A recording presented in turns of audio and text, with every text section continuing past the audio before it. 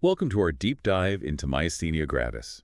It seems like every time I turn around, there's a new stack of medical papers on MG.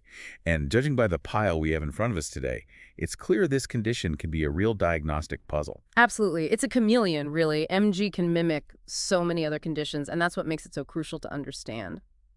Well, let's get into it then. For our listeners who maybe haven't thought about this in a while, MG is an autoimmune disorder, right? What exactly is happening at that cellular level? Right.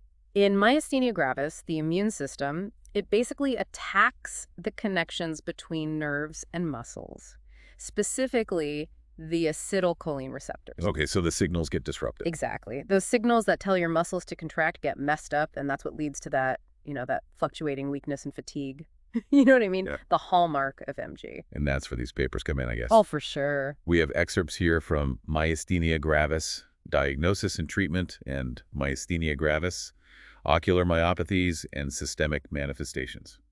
They're going to be our guides for this deep dive. Yeah, these papers are great. They really cover the whole spectrum, from those subtle early signs all the way to those fancy diagnostic tests and treatment strategies. A comprehensive overview. Perfect. Okay, so let's jump right in.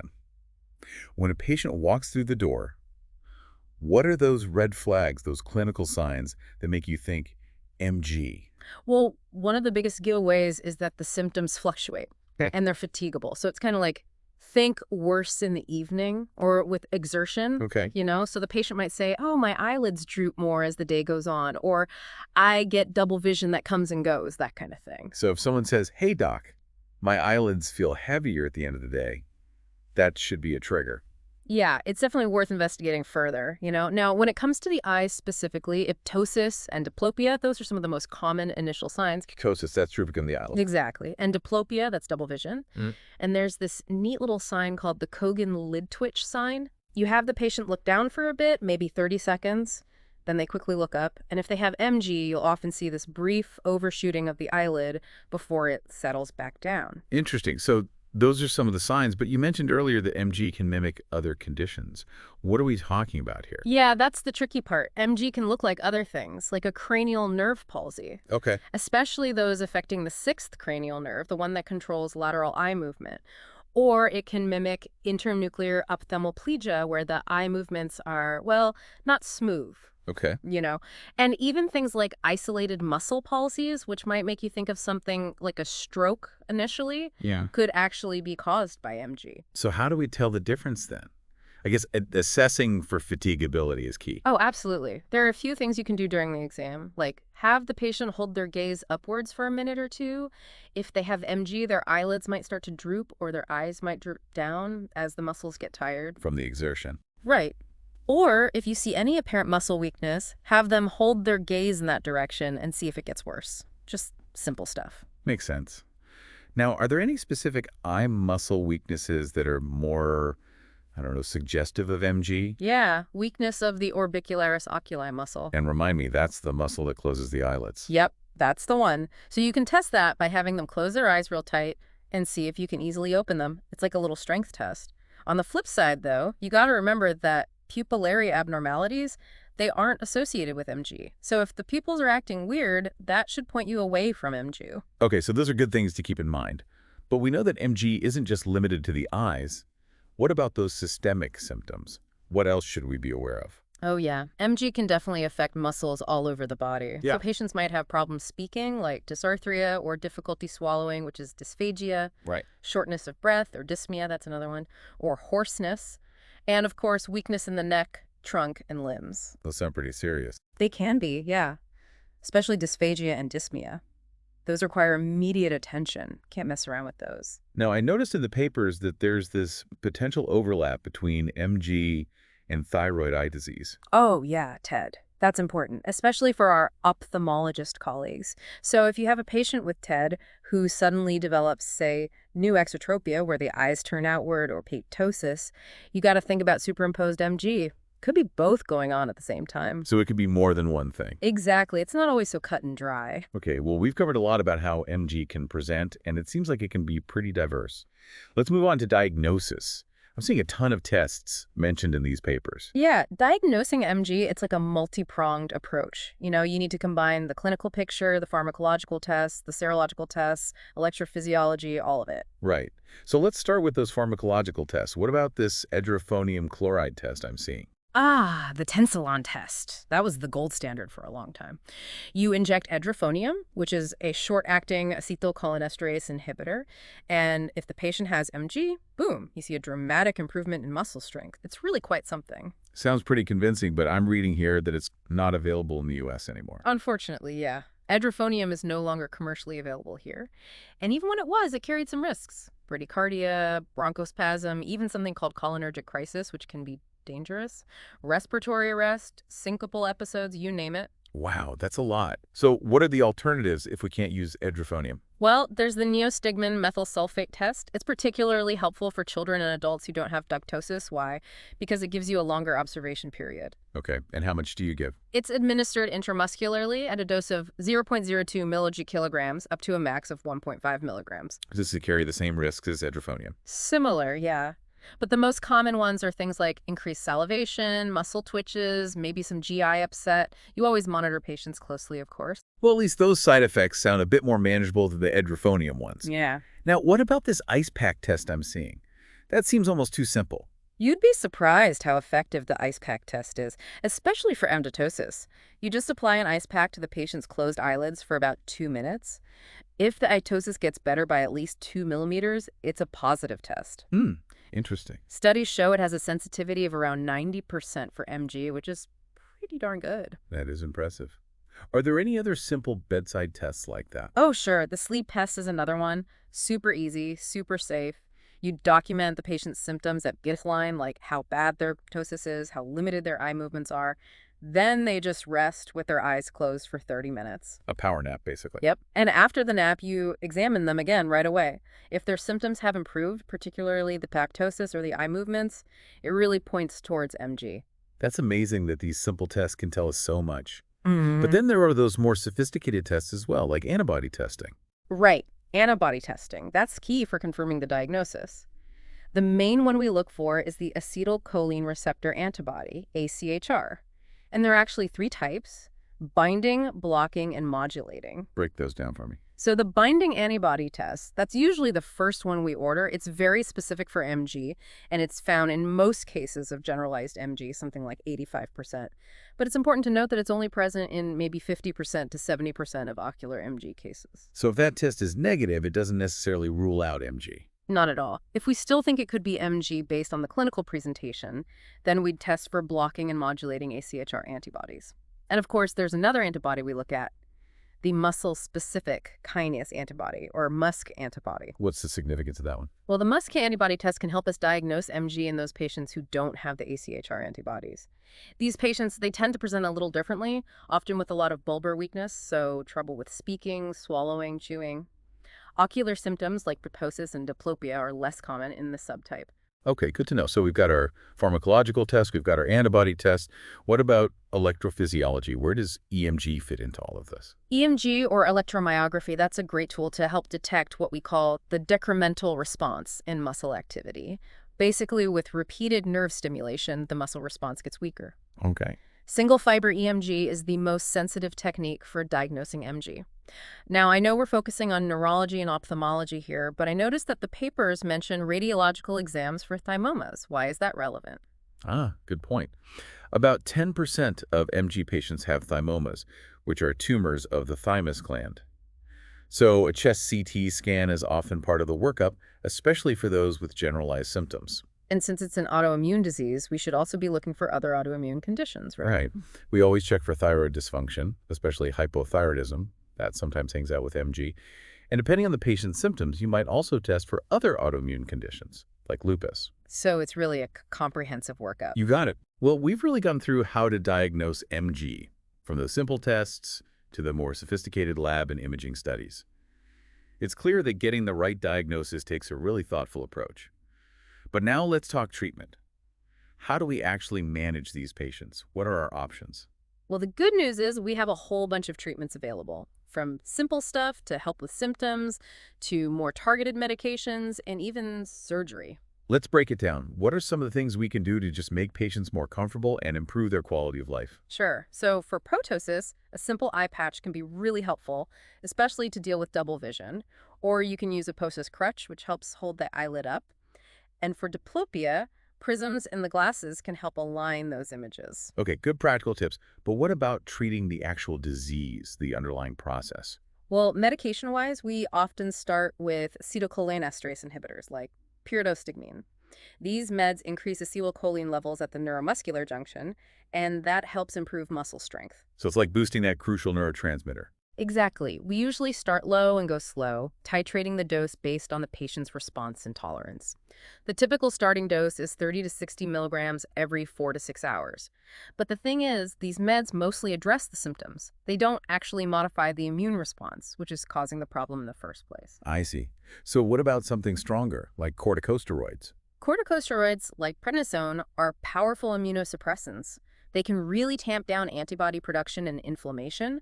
They're often very effective in getting those MG symptoms under control, but they do have potential side effects, especially if you use them long term. Right, that's why we try to use the lowest dose possible and wean them off when we can. Are there any other immunosuppressant options if corticosteroids aren't enough or the patient can't tolerate them? Absolutely. We have a whole arsenal. Things like azathioprine, mycophenolate mofetil, cyclosporine, tacrolimus, methotrexate, you name it. Each one works a little differently and has its own side effects. For example, azathioprine, you usually start at 50 milligrams a day and can go up to 2 to 3 milligrams per kilogram per day. But you have to watch out for liver toxicity with that one. So a lot of different tools in the toolbox. Now, what about surgery? Does that have a role in treating MG? Yep, especially for patients who have thymomas. Thymectomy, which is removal of the thymus gland, is often recommended for them. It can lead to a significant improvement in symptoms, even remission in some cases. And what about for patients without thymomas? Thymectomy can still be considered for those folks, especially if they have generalized MG that doesn't respond well to meds, or if they have really bad side effects from the immunosuppressive therapy. So meds and surgery, those are the mainstays. Are there any other treatment options worth mentioning?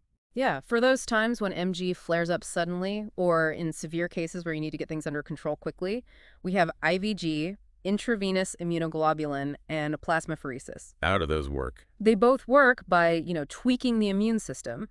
IVG involves infusing a ton of antibodies, which helps to neutralize those harmful autoantibodies. Plasmapheresis, on the other hand, is like a blood cleaning process. You remove the patient's blood, filter out the bad antibodies, and then put the clean blood back in. Interesting. So it's like cleaning out those antibodies that are attacking the neuromuscular junction. That's a good way to think about it. These therapies are quick and effective, but the effects are temporary. They can be lifesavers in a crisis, though. One thing that really stood out to me in these papers is how serious MG can be. Even if a patient just has those eye symptoms at first, it can progress to a more generalized form, and that can be really scary. That's a really important point. MG is a systemic disease. Even though it might start in the eyes, it can affect muscles all over, including those we need for breathing and swallowing. So we can't let our guard down, even if it seems mild at first. Exactly. We have to monitor all our MG patients closely, watch for any signs of progression, and adjust their treatment as needed. It's a dynamic process. Well, this has been a fascinating deep dive so far. We've learned a lot about how MG can present, the complexities of diagnosis, and the various treatment options we have. And it sounds like we need to work closely with our neurology colleagues to manage these patients effectively. Absolutely. Teamwork is key. We're all in this together. And one more thing I want to emphasize, something for the papers that really stuck with me. Even if a patient only has ocular symptoms for more than 2 years, they can still develop generalized MG later on. You're telling me that's something that often gets overlooked. It highlights the need for long-term follow-up for all MG patients, regardless of their initial presentation. So always stay vigilant. Always. Okay, well, we've covered a lot of ground in this first part of our deep dive. We'll be back in the next part to explore some of the latest research and those emerging subtypes of MG, which I'm really looking forward to. Yeah, that'll be interesting for sure. Until then, keep those diagnostic skills sharp. Welcome back. It's really fascinating. These new subtypes of MG, they really challenge how we think about the disease. The classic understanding. Okay, I'm intrigued. Tell me more. What makes these subtypes so unique? Well, one thing is they often don't have the typical antibody profiles. We're seeing patients who are negative for both AChR and MuSK antibodies. So the usual tests might not pick it up. Exactly. And the way they present clinically can be pretty different too. Some patients might have more of those bulbar symptoms, the problems with speech and swallowing, while others might have respiratory problems right off the bat as their initial presentation. Wow, that sounds tricky. How do you even diagnose them then if the standard tests aren't reliable? It really goes back to the basics, a good, thorough clinical evaluation, taking a detailed history, really paying attention to the specific symptoms, how they fluctuate, all of that. It's a crucial. So back to good old-fashioned doctoring. Exactly. And this is where it's so important to collaborate, ophthalmologists and neurologists working together. We need to share our expertise, our observations to really put the pieces of the puzzle together. Right. Makes sense. So we're looking out for these atypical presentations. What about treatment? Are the same therapies effective in these new subtypes? That's another area where things get interesting. Some of these new subtypes, they might not respond as well to the usual treatments, like the acetylcholinesterase inhibitors or corticosteroids. So you might have to consider other options, like immunosuppressants, earlier on. That's a possibility, and there's a lot of research going on right now to develop more targeted therapies, ones that address the specific mechanisms driving these atypical forms of MG. It sounds like the world of MG is constantly changing. What else is on the horizon, research-wise? Oh, so many exciting things. For example, scientists are looking into the role of the microbiome in MG. The microbiome. Wait, you mean the bacteria that live in our gut? That's right. There's more and more evidence that the gut microbiome can influence the immune system and might actually play a role in the development of autoimmune diseases, including MG. So could manipulating the gut microbiome actually become a treatment strategy for MG? Like, is that something we're looking at? Oh, absolutely. It's a hot area of research. Mhm. And there are actually clinical trials going on right now to investigate the use of fecal microbiota transplantation in MG patients. Wow, that's incredible. It really seems like we're just beginning to understand MG. I agree. And that's what makes it so fascinating. There's always something new to learn. The potential for discoveries is huge. Okay, let's shift gears a little bit and talk about some practical tips for managing MG patients. What are some of the key things to keep in mind day to day? Well, one of the most important things to remember is that MG fluctuates. Patients can have good days and bad days, and their symptoms can change a lot over time. So you have to be flexible in your approach, adjust the treatment plan as you go. Exactly. And communication with the patient is key. You need to understand their individual needs, their preferences, and really work together to create a management plan that fits their life. Makes sense. What about medication management? Are there any particular challenges there? One challenge is that the doses of medications, like those acetylcholinesterase inhibitors, they can vary a lot from person to person. So it's all about finding that sweet spot, the dose that gives them the best symptom control with the fewest side effects. You got it. It takes careful titration and close monitoring. Another challenge is that some of the meds we use to treat MG, they can interact with the other drugs the patient might be taking. So you have to be really careful about potential drug interactions. Absolutely. You always do a thorough medication review, and you always got to be cautious when you're prescribing new meds to someone with MG. Good points. What about lifestyle modifications? Any recommendations you give patients to help them manage their symptoms? There are a few things that can make a big difference. Avoiding triggers is huge. Like what kinds of triggers? Things like stress, fatigue, and extreme temperatures. Those can make MG symptoms worse. So patients should try to manage their stress, get enough sleep, and avoid overdoing it physically. Makes sense. What about diet? Is there anything specific that's good for MG patients? There's no magic diet for MG, unfortunately. But generally, a healthy, balanced diet is recommended. Okay, that makes sense. Yeah. What about exercise? I imagine strenuous exercise is probably not a good idea. You're right, strenuous exercise can definitely worsen symptoms, but moderate exercise can actually be really helpful. It can help improve muscle strength and endurance. So finding that balance is key. Exactly. And it's so important for patients to listen to their bodies, not push themselves too hard. What about alternative therapies? Have any of those shown any promise in managing MG? Some patients do find relief from things like acupuncture, massage, or yoga, but it's really important to emphasize that these therapies shouldn't replace conventional medical treatment. Right, they're complementary. Exactly. They can be used as adjunctive therapies to help manage symptoms and improve overall well-being. Okay, so we've talked a lot about managing MG. Any final words of wisdom you'd like to share? I think the most important thing is to remember that MG is a chronic condition. But with the right management, patients can live full and active lives. That's a great message of hope, and it really highlights the importance of that collaboration between ophthalmologists and neurologists working together to provide the best care. Absolutely. Teamwork makes all the difference. Welcome back to our deep dive into myasthenia gravis. We've talked a lot about the theory, but I always find it helpful to see how this stuff plays out in the real world. So I'm really excited to explore some actual cases and see how it all comes together. Sounds good. I've actually got a case that I think really highlights some of those diagnostic challenges we've been discussing. Okay. It involves a 55-year-old woman, came in complaining of, intermittent vertical diplopia. Intermittent diplopia, right away. That makes you think MG, right? It should, yeah. But here's the thing. Her initial exam was pretty normal. No obvious ptosis, no extraocular muscle weakness, nothing like that. So her physical exam didn't really give you much to go on. Not initially, no. And to make things even trickier, her brain MRI was totally normal. So no structural abnormalities to explain the diplopia. Sounds like you had a real mystery on your hands. Yeah, it was a bit of a puzzle, but luckily we had the ice pack test up our sleeve, Ah, yes. and it turned out to be positive. So even though her exam was normal, that ice pack test revealed that myasthenic weakness. Exactly. And to be sure, we sent off an AChR antibody test, which came back positive for those binding antibodies. So that clinched the diagnosis of ocular MG. That's a great example of how we can't always go by the initial findings alone. We've got to keep MG in mind and do that extra testing, even when things seem straightforward at first. Absolutely. Now, for our next case, let's think about the systemic side of MG.